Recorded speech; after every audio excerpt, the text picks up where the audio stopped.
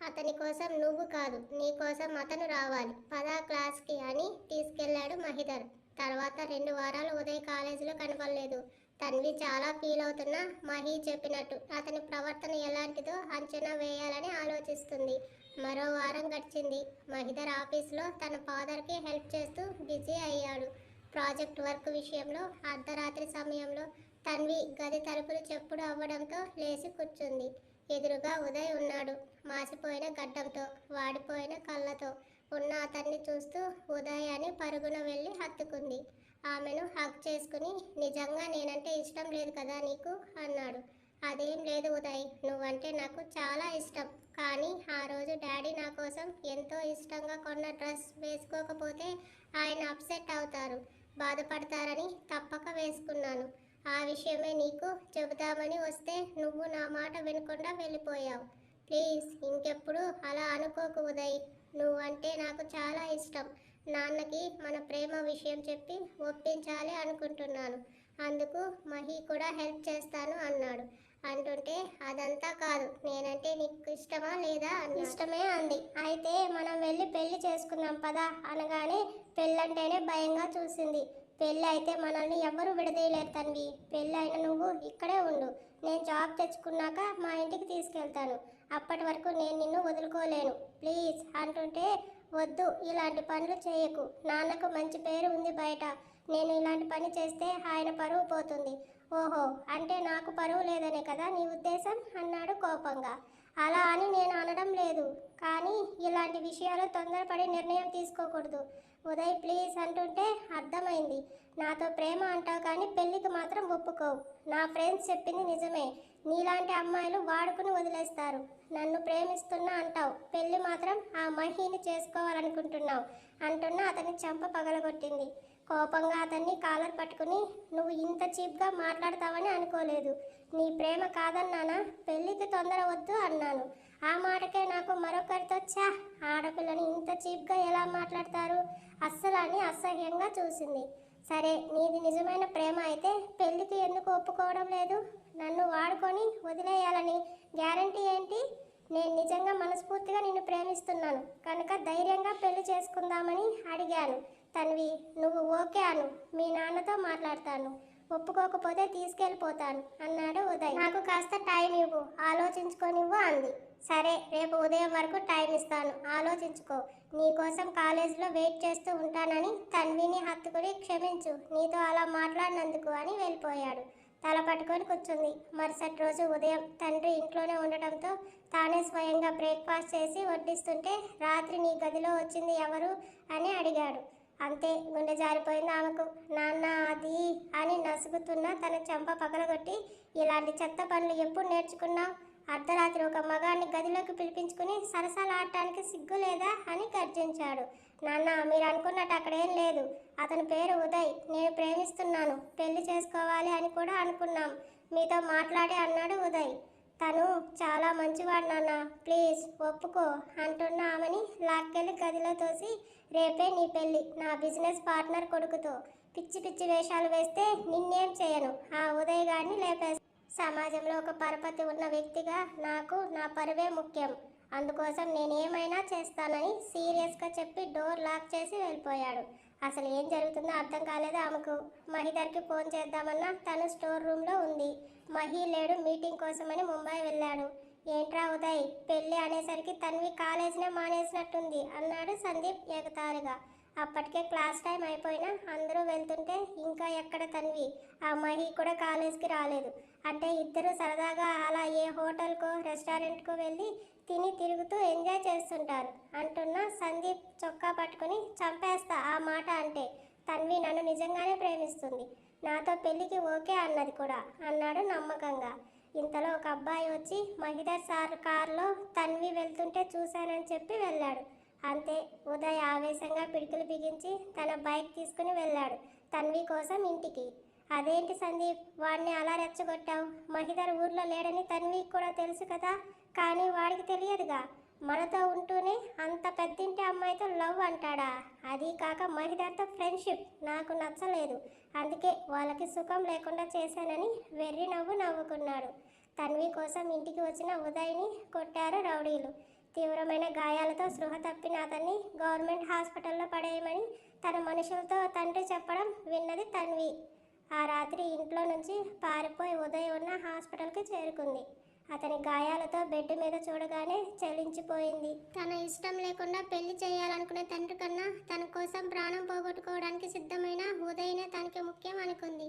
ఉదయ్ అంటూ అతని చెంపను ప్రేమగా తడిమింది. కళ్ళు తెరిచిన అతని కళ్ళ ముందు తన్వి రూపం కనబడగానే ఆనందం. మనం పెళ్లి చేసుకుందాం తన్వి అన్నాడు. అంది. నర్సు వచ్చి చూసేసరికి అక్కడ పేషెంట్ లేడు. ఆ రాత్రి సమయంలో మూసి ఉన్న గుడి ముందు జేబులో ఉన్న తాళిని తీసి తన్వి మెడలో కట్టాడు ఉదయ్. అతన్ని గట్టిగా హత్తుకొని ఇంటికి వెళ్ళిపో ఉదయ్ అంది. నేను ఒక్కడనే కాదు, నువ్వు నాతో రావాలి. లేదు, నేను ఇప్పుడు వస్తే మనం ఎక్కడ ఉన్నా మా నాన్న వెతికించి మరీ చంపేస్తాడు. మనకి పెళ్ళి అయ్యిందని ఎవ్వరికీ తెలియకూడదు. కొన్ని రోజులు ఇలాగే కొనసాగితే ఆ తర్వాత నాన్నతో నేను నిదానంగా చెప్తాను. ముందు ఈ విషయం మహీకి చెప్తే తనే ఎలాగైనా అంటున్న తన్విని. Please stop it Tanvi. నువ్వు ఇప్పుడు నా భార్యవి. మరో మగాడి పేరు తలచినా నేను ఒప్పుకోను, ముఖ్యంగా మహిదర్ పేరు అనగానే తను ఏం చేశాడు నిన్ను అంది. అదంతా నాకు అనవసరం, నేను చెప్పింది చెయ్యి అని తనని ఇంటి వెనక దింపి వెళ్ళిపోయాడు. ఇంట్లోకి వస్తున్న తన్వికి కారుకి ఆనుకొని కనబడ్డాడు మహిదర్. అతన్ని చూస్తూనే ఏడుపు తన్నుకు రావడంతో మహి అంటూ వెళ్ళి అతన్ని హత్తుకుంది. ఏం చేశావో నీకైనా తెలుస్తుందా తన్వి?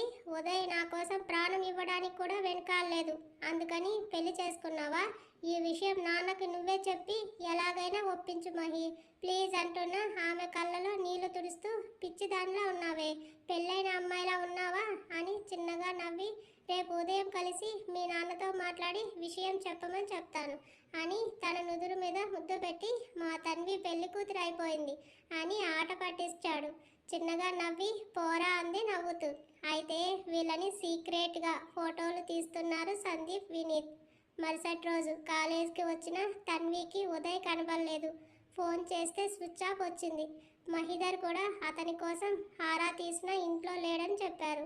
మరో 4 రోజుల తర్వాత కాలేజ్ గోడల మీద ఉదయ్ చేత మెడలో తాళి కట్టించుకుంటూ మరో పక్క మహిని హక్ చేసుకున్న తన్వి ఫోటోలు కాలేజ్ గోడల మీద దర్శనం ఇచ్చాయి. వాటి మీద ఇష్టం వచ్చినట్టు రాసిన పిచ్చి గీతలు చూసిన తన్వి కళ్ళలోంచి నీరు ఉబికి రాగా తన్విని అప్పటికే చుట్టుముట్టేశారు మిగతా వాళ్ళంతా. నువ్వు చాలా లక్కీ తన్వి, ఇద్దరిని మెయింటైన్ చేస్తున్నావు, ఎంతైనా ఆడపిల్లగా అనిపించుకున్నావని హేళన చేస్తూ తనని రాంగ్గా కొందరు టచ్ చేస్తుంటే తట్టుకోవడం ఆమె వల్ల కాలేదు. అందుకేనా ఆ ఉదయ్ గారిని పెళ్లి చేసుకున్నావు? ఇలా ఇల్లీగల్ అఫైర్స్ నడపడానికా? నీలాంటి గొప్పింటి ఆడవాళ్ళకి ఇవన్నీ కామన్ కదా. పేరుకు మొగుడు ఒక్కడే అయినా బయట లెక్కలేనంత విచ్చలవిడితనం. వాళ్ళు మాట్లాడుతున్న ఒక్కో మాట ఆమె గుండెల్లో గుణపంలో దిగడంతో మెంటల్గా డిస్టర్బ్ అయ్యింది.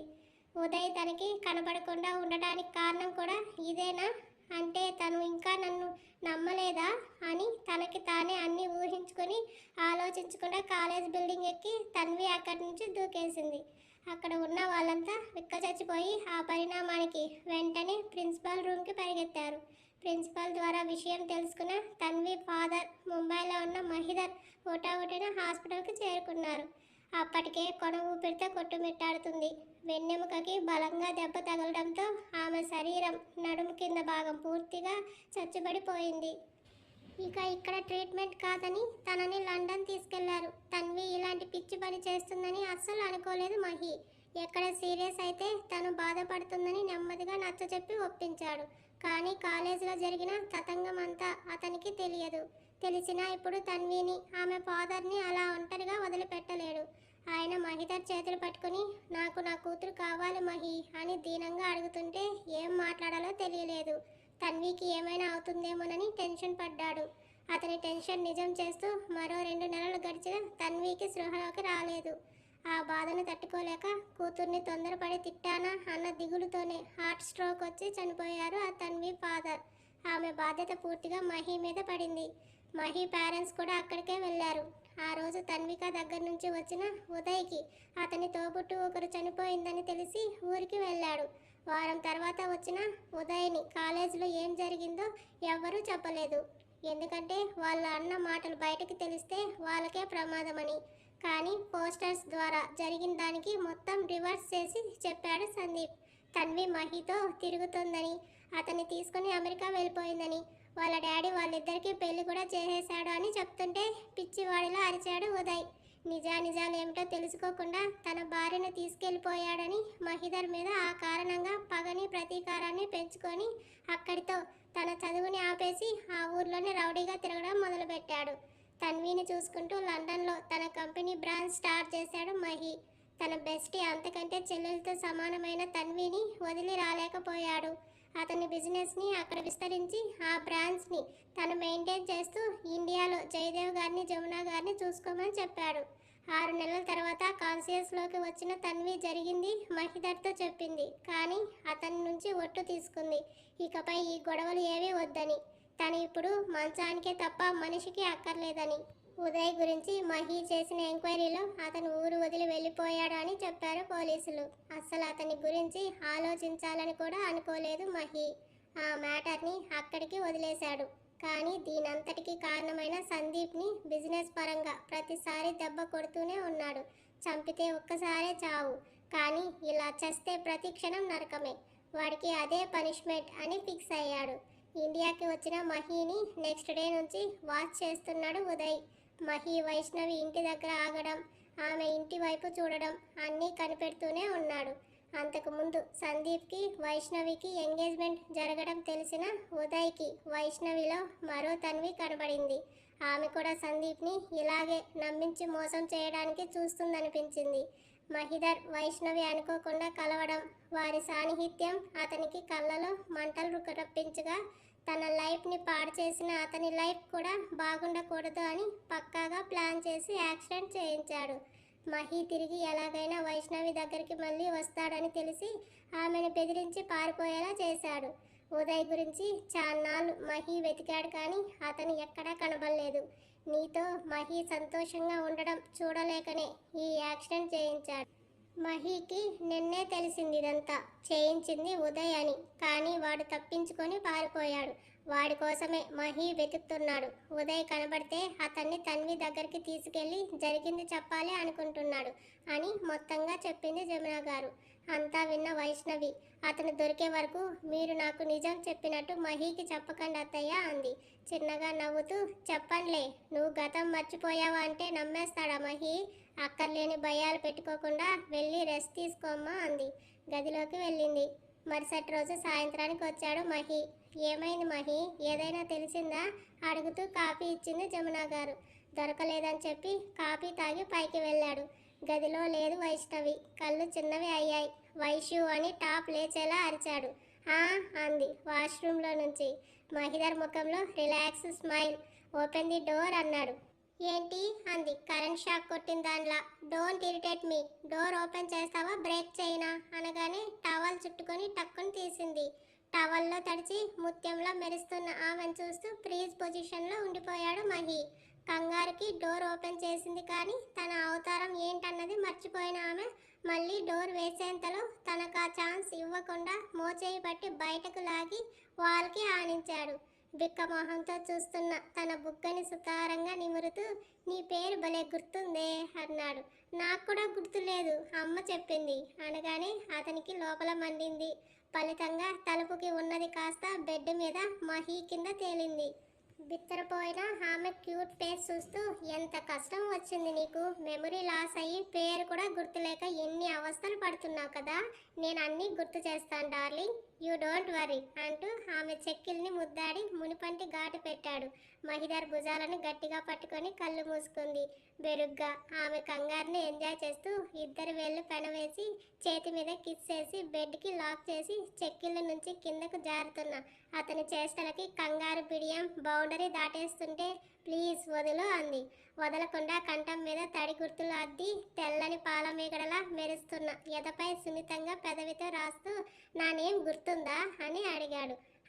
మా చెల్లి చెప్పింది మహిదర్ అని అతి తెలివి ప్రదర్శించిన ఆమె నడుము బలి అయింది అతని ఉక్కు పిడికిట్లో. అని విల్లులా లేచిన ఆమె వెన్నుకి గుండె పైకి పొంగితే అతని శిరస్సు ఆమె హృదయంలో చిక్కుకుంది. నడుము చుట్టూ చేతులు బిగించి వైష్ణవిని టర్న్ చేసి వీపు మీద మీసంతో రాస్తూ, నీకు నాకు అన్నీ అయిపోయాయి తెలుసా అన్నాడు. ఓరి నాయనో, వీడు మోసగాళ్ళకు అమ్మ మొగుడిలా ఉన్నాడు. ఇలా అంటున్నాడేంటి?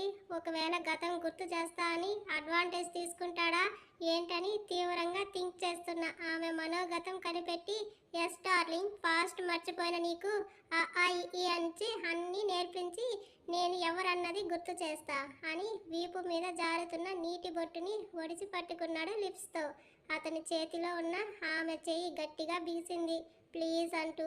ఎందుకే please? I'm your husband, you are my wife. నీలో చూడనిది ఏం లేదు. పెళ్ళి అయిందని అంటున్నారు, మరి నా మెడలో తాళి లేదు, కాళ్ళకి మెట్టెలు లేవు. కనీసం మీతో నాకు పెళ్ళైన ఫొటోస్ వీడియోస్ అయినా ఉన్నాయా అని అడిగింది. అవన్నీ ఉంటేనే పెళ్ళైనట్ట? అవును, మ్యారేజ్కి అవన్నీ ఉంటాయని నీకెలా తెలుసు? ఐబ్రో రైస్ చేశాడు. అమ్మని చూస్తున్నాగా అంటున్నా తన దవడ పట్టుకుని, ప్రూఫ్ చూపిస్తే నాతో కమిట్ అవడానికి రెడీనా? చూపించండి అంది ధైర్యంగా. పైకి లేచిన మహిదర్ లాకర్ ఓపెన్ చేయగా అందులో అగ్రిమెంట్ పేపర్స్ తీసి మ్యారేజ్ సర్టిఫికేట్ కోసం చూస్తే అది అక్కడ లేదు. మరోసారి చెక్ చేసిన కనబడలేదు. తల తిప్పి చురుగ్గా వైష్ణవి చూశాడు. ఏమైంది లేదా అని అంది. ఏం చేసావే? పైకి వచ్చాడు. నేనేం చేస్తాను? నటించకు. నేనా? అవ్వా, ఇక్కడికి బలవంతంగా తీసుకొచ్చింది మీరు. నేనేం చేశానని అంటున్నారు? పేపర్స్ ఏం చేశావు? ఏం పేపర్స్? వైషు, నో, వైష్ణవి సుబ్రహ్మణ్యం. మీరు ఎవరో నాకు తెలియదు. మీతో పెళ్ళి అయిందని మీరంటే సరిపోదు, సాక్ష్యాలు కావాలి. అవి చూపించి చెప్పండి నేను మీ భార్యని, మీరు నా భర్త అని. అప్పుడు ఒప్పుకుంటాను మీరు చెప్పింది నిజమని అంటూ బ్యాగ్ ఓపెన్ చేసి డ్రెస్ తీసుకొని డ్రెస్సింగ్ రూమ్కి వెళ్ళిపోయింది. ఈవిల్ స్మైల్తో ఫోన్లో రూమ్ క్యామ్ ఫుటేజ్ ఆన్ చేసి మహిదర్ వైష్ణవి లాక్ ఓపెన్ చేయడం, అవి తన బ్యాగ్లో దాచడం చూసి నవ్వుతూ ఫోన్ ఛార్జింగ్ పెట్టి స్నానానికి వెళ్ళాడు. వైష్ణవి వచ్చి చూస్తే వాటర్ సౌండ్ వినబడుతుంది. అమ్మయ్య అని ఊపిరి పీల్చుకొని, నువ్వు ఆ ఉదయ్ని పట్టుకున్నాక నేను వీటిని నీకు ఇస్తాను మహి. అప్పటి వరకు నువ్వు నాకు దూరంగా ఉంటేనే మంచిది అనుకుంది. నడుముకి టవల్ చుట్టుకొని వచ్చిన మహిని మిర్రర్ నుంచి చూసింది. వీపు మీద గాయం రేగి కందిపోయింది. దానికి ఆయింట్మెంట్ అప్లై చేసుకోవడానికి చూస్తుంటే అవ్వక ట్యూబ్ పక్కన పడేసి టీషర్ట్ వేసుకుంటుంటే ఆపింది. నేను రాస్తాను అంటూ. స్టే అవే ఫ్రమ్ మీ అని అరిచాడు. దెబ్బ తగ్గలేదు, సెప్టిక్ అవుతుంది. రాయని అంటున్న తనని ముందుకు తిప్పుకొని, నేనేం అవుతానని సేవలు చేయడానికి వచ్చావు అని గర్జించాడు. రిలేషన్ ఉంటేనే ఏమైనా చెయ్యాలా? ఎస్, నువ్వు నాకు ఏమవుతావు చెప్పు, అప్పుడు చేద్దు సేవలు. ఏం అవ్వను, ప్లీజ్ రాయనివ్వు, జస్ట్ లీవ్ మీ అని షర్ట్ వేసుకోబోతుంటే దాన్ని విసిరేసింది. ఆమె నడుం పట్టి మీదకి లాక్కొని, ఏంటే ఓవర్ చేస్తున్నావు, భయం పోయిందా అడుగుతున్న అతని కళ్ళలో చిలిపిదనం. ఒప్పుకోవాలంటే నాకు మెడిసిన్ కావాలి. ప్రెస్టేషన్తో మైండ్ ఖరాబ్ అయ్యింది. మెడిసినా? ఏంటది అంటున్న ఆమె పెదవులను చూపుడు వేలుతో మీటుతూ, ఇవి కావాలి అన్నాడు. ఓరగా కళ్ళు ఎత్తి చూస్తూ, ఇస్తే మెడిసిన్ వేసుకుని టైంకి తింటూ రెస్ట్ తీసుకుంటావా ఇన్నోసెంట్గా అడుగుతున్న తనని చిరునవ్వుతో చూస్తూ, బట్ వన్ కండిషన్. ఏంటి? మెడిసిన్ నీ చేత్తో నువ్వే ఇవ్వాలి, నువ్వే డ్రెస్సింగ్ చేయాలి. అంతకంటే ముందు నాకు కావాల్సిన అడిగే మందు ఇవ్వాలి. వీటికి ఓకే అంటే నువ్వు చెప్పినట్లు చేయడానికి నాకు ఓకే అంటున్న అతన్ని ప్రేమగా చూసింది. తన కోసమే ట్రీట్మెంట్ మధ్యలో వదిలేసి హెల్త్ గురించి మర్చిపోయి తిరుగుతున్నాడని తనకి తెలుసు. ఇలా అయినా తన మహిని ఇంకా ఎక్కువగా ప్రేమించొచ్చని అలాగే అంది. మరింత దగ్గరగా లాక్కొని తన చెవి కిందుగా చెయ్యి పోనిస్తూ ఫేస్ దగ్గరగా తీసుకుంటూ, నా కోసం ఇంత సాక్రిఫైస్ ఎందుకు చేస్తున్నావు? నేను నీకేమవుతానని? అప్పటికే ఆమె గుండెల్లో దుఃఖం పొంగుకొస్తుంటే పెదాలు బిగబట్టింది. టెల్ మీ బేబీ, నా కోసం ట్రీట్మెంట్ మధ్యలో నువ్వెందుకు వచ్చేసావు? ఎవరు చెప్పారు? మీ మదర్ నడుము నలుపుతూ అత్తయ్య అవుతుంది అన్నాడు. ఎప్పుడు పిలుస్తావు? గతం గుర్తు వచ్చాక. నీకు నాకు పెళ్లి జరిగిందని నువ్వు నిరూపించిన తర్వాత. అయితే అప్పటికి మా అమ్మ అత్తయ్య కాదు, నానమ్మ కూడా అయిపోతుందని వైష్ణవి నోరు తెరిచేలోపే తన పెదాలతో ఆమె పెదవులు క్లోజ్ చేశాడు. వైష్ణవి కనుపాపల నుంచి జారుతున్న నీటిని చెంపతో తుడుస్తూ పైకి లిఫ్ట్ చేశాడు. భుజం మీద గాయం నొప్పి వేస్తుందని కంగారు పడింది. డోంట్ మూవ్ అని ఆమె కాళ్ళను నడుము చుట్టూ చేతులు మెడ చుట్టూ వేసుకుని డీప్గా కిస్ చేస్తుంటే గొంతులో ఊపిరి ఆగిపోయేలా ఉంది ఆమె పరిస్థితి. ఎడబాటునంతా ముద్దులోనే తెలుపుతూ హగ్గుని టైట్గా చేశాడు. అతని తీవ్రతకు తల తిరుగుతుంటే షోల్డర్ గట్టిగా పట్టుకుంది భయంతో. ముద్దు యుద్ధంలో పెదవి మంట పుడుతుంటే అతన్ని తోయడానికి చూస్తున్నా వదల్లేదు. ప్లీజ్ అన్నట్టుగా చెంప నిమిరింది.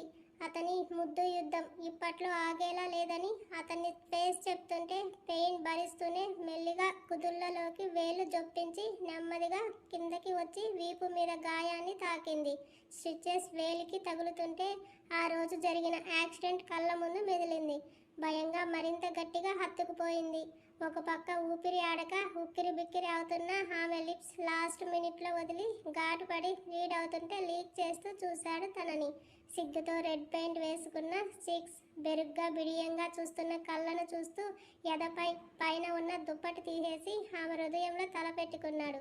ఆ అనుభూతిని ఫీల్ అవుతూ మహిదర్ తల మీద ముద్దు పెట్టుకుంది. ఆమెను బెడ్ మీద చేర్చి పైన చేరి ఇద్దరు పెదవుడు మరోసారి కలిపి వేళ్లు పెనవేశాడు. అన్ని రోజులు ఎడబాటు ఒక్క ముద్దులో తీరేదా? ఇద్దరి మనసులు స్థిమిత పడేంత వరకు లోకమే మర్చిపోయారు. మరో లోకంలో విహరిస్తూ ఉంటే తలుపు చప్పుడు అయ్యింది. మహి డిన్నర్ టైం అయింది రండి అంటూ వాళ్ళ అమ్మగారు పిలిచి వెళ్ళిపోయారు. అప్పటికే అతని ముద్దుల తుఫాన్లో తడిచిన పిచ్చుకోలా ముడుచుకుపోయింది. తన మీద నుంచి లేస్తూ వెళ్దాం పద అంటున్న మహి చేయి పట్టి ఆపి వెనక్కి తిప్పి గాయం మీద ఆయింట్మెంట్ రాసి బ్యాండేజ్ వేసి షర్టు ఇచ్చింది. నువ్వు నా పెళ్ళానివి అన్న సంగతి గుర్తులేదు, నా పిఏవి అదైనా గుర్తుందా? మిడిల్ క్లాస్ గర్ల్ బండ సచ్చినోడా అని తిట్టుకుంటూ ప్రూఫ్ ఉందా అడిగింది గుర్రుగా. ఫోన్లో గ్యాలరీ ఓపెన్ చేసి పేపర్స్లో ఉన్న వైష్ణవి సైన్ చూపించాడు. ఓకే అయితే నేను మీ పిఏని అంది. ఆస్కార్ కూడా వేస్టే నీ నటనకి. మూతి తిప్పుకుంటూ బెడ్షీట్ సర్ది ఎర్రగా వాచిన పెదవికి లిప్ బామ్ రాసుకుంటూ చిరుకోపంగా చూస్తున్న తనని బ్యాక్ హగ్ చేసుకుని ఇది జస్ట్ టీజర్ బేబీ, నీకు మైండ్ పనిచేశాక అస్సలు గేమ్ స్టార్ట్ అవుతుంది, అప్పుడు బాడీ మొత్తంగా కూలింగ్ జెల్ రాసుకుందో లేదా అని ఒక కన్నింగ్ లుక్ ఇచ్చి భుజం మీద ముద్దు పెట్టి కింద పడిన దుప్పట పైన వేసి వెళ్ళాడు. కన్ఫామ్ నాకు మెమరీ గుర్తు వచ్చేసరికి మమ్మీని చేసేస్తాడు రాక్షసుడు అని ముద్దుగా తిట్టుకుంటూ హెయిర్ సరి చేసుకుని మరోసారి తనని తాను చూసుకుని వెళ్ళింది వెనకే. వైష్ణవి వెళ్ళేసరికి అందరూ డైనింగ్ టేబుల్ దగ్గరే ఉన్నారు. జమున గారు వడ్డిస్తున్నారని ప్రసన్న సాయంగా రాబోతుంటే వద్దని ఆపి ఆమెకు వడ్డించింది. మన ఇంట్లో మనకి ఇలాంటి ఫార్మాలిటీస్ లేవని చెప్తూ. ఎవరికో భయపడి మీరు పిల్లల్ని ఇబ్బంది పెడతారు అనుకోలేదు బావగారు అన్నారు జయదేవ్ గారు. కన్నీళ్లు తిరుగుతుంటే ప్రాణం కన్నా ఇబ్బంది పెద్దది అనిపించలేదు బావగారు. అమ్మాయి అబ్బాయిని అలాంటి పరిస్థితిలో చూసిన వాడికి మళ్ళీ వాళ్ళకి ఏమైనా అయితే మేము బ్రతికి ఉండి ఏం ప్రయోజనం? అందుకే తగ్గక తప్పలేదు. అదీ కాక అబ్బాయి మీరు కూడా ఊర్లో లేరు, ఎవరికి చెప్పాలి? ఏం చేయాలో తోచక పిల్లల్ని తీసుకొని వెళ్ళిపోయాం.